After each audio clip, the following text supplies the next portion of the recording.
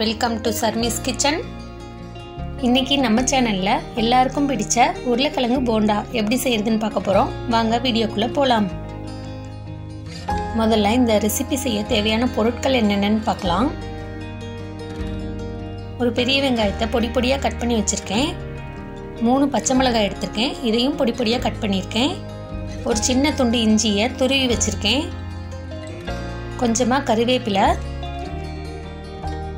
கொத்தமல்லி, தேவையான அளவு எண்ணெய்,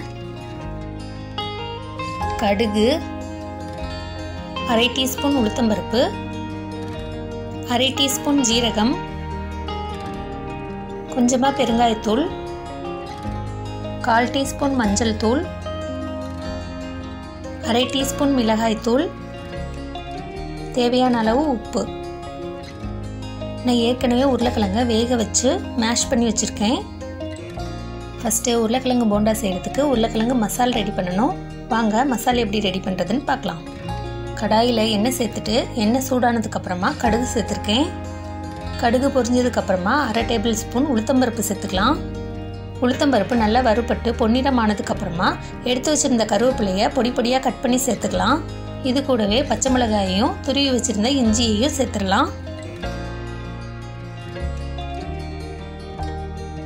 இந்த ஸ்டேஜில் நம்ம கட் பண்ணி வச்சுருக்கிற வெங்காயத்தை சேர்த்துடலாம். வெங்காயம் நல்லா வதங்கணும். வெங்காயம் சீக்கிரமாக வதங்கிறதுக்காக இந்த டிஷ்ஷுக்கு தேவையான உப்பை இப்பயே சேர்த்துடலாம். இது கூடவே எடுத்து வச்சுருக்கிற பெருங்காயத்தூளையும் சேர்த்துடலாம். வெங்காயம் நல்லா வதங்கினதுக்கப்புறமா 1/4 டீஸ்பூன் மஞ்சள் தூளையும் 1/2 டீஸ்பூன் மிளகாய் தூளையும் இது கூட சேர்த்துக்கோங்க. நம்ம ஏற்கனவே பச்சை மிளகாய் சேர்த்துருக்கோம், அதனால் உங்கள் காரத்துக்கு ஏற்ற மாதிரி மிளகாய் தூளை பார்த்து சேர்த்துக்கோங்க. இப்போ இதை நல்லா மிக்ஸ் பண்ணி விட்டதுக்கப்புறமா நம்ம ஏற்கனவே மசிச்சு எடுத்து வச்சுருக்கிற உருளைக்கிழங்கை இது கூட சேர்த்துடலாம்.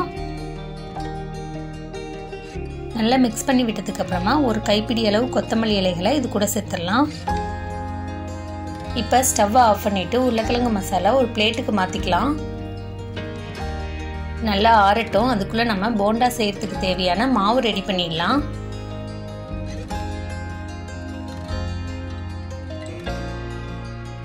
ஒரு மிக்சிங் பவுலில் 1 கப் கடலை மாவு எடுத்திருக்கேன். இது கூட 1/4 கப் அரிசி மாவு சேர்த்துடலாம். தேவையான அளவு உப்பு சேர்த்துட்டு 1 டீஸ்பூன் மிளகாய்த்தூள் சேர்த்துடலாம். இது எல்லாத்தையும் ஒரு தடவை நல்லா மிக்ஸ் பண்ணி விட்டுடலாம். இந்த மாவு கூட கொஞ்சம் கொஞ்சமாக தண்ணி சேர்த்து தோசை மாவு பதத்துக்கு மாவை கரைச்சி எடுத்துக்கலாம். மாவை கட்டிகள் இல்லாமல் கரைச்சி எடுத்துக்கோங்க.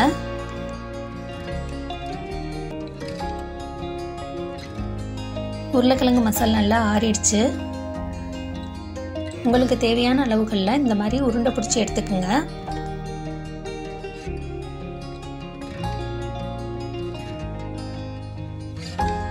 ஒரு கடாயில் எண்ணெய் வச்சுருக்கேன். எண்ணெய் நல்லா சூடாயிருச்சு. இப்போ நம்ம உருண்டை பிடிச்சி வச்சுருந்த உருளைக்கிழங்கு மசாலா மாவில் நல்லா டிப் பண்ணிடலாம். உருளைக்கிழங்கு மசாலா ஃபுல்லாக மாவு நல்லா கோட்டானதுக்கப்புறமா அதை அப்படியே எடுத்து சூடான எண்ணெயில் சேர்த்துடலாம். இதே மாதிரியே எல்லா உருண்டைகளையும் மாவில் டிப் பண்ணி எண்ணெயில் சேர்த்துடலாம். எண்ணெயில் சேர்த்த உடனேயே மிக்ஸ் பண்ணி விடாதீங்க, மாவு தனியாக பிரிஞ்சு வந்துடும். எண்ணெயில் சேர்த்ததுக்கப்புறம் கொஞ்ச நேரம் வெயிட் பண்ணிங்கன்னா அதுவாகவே மேலே எலும்பி வரும். அதுக்கப்புறம் நம்ம திருப்பி போட்டுக்கலாம். அதே மாதிரி போண்டாவை எண்ணெயில் சேர்க்கும்போது எண்ணெய் நல்லா சூடாக இருக்கணும். இல்லைன்னா போண்டா நிறைய எண்ணெய் இழுத்துரும், சாப்பிடவும் அவ்வளோ டேஸ்ட்டாக இருக்காது. இதே மாவை யூஸ் பண்ணி முட்டையை வேக வச்சு முட்டை போண்டா செய்யலாம்.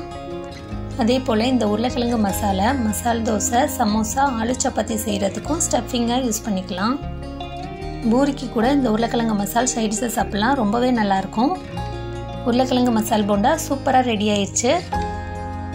குழந்தைங்கள்லேருந்து பெரியவங்க வரைக்கும் எல்லாருக்கும் இந்த உருளைக்கிழங்கு போண்டா ரொம்ப ரொம்ப பிடிக்கும்.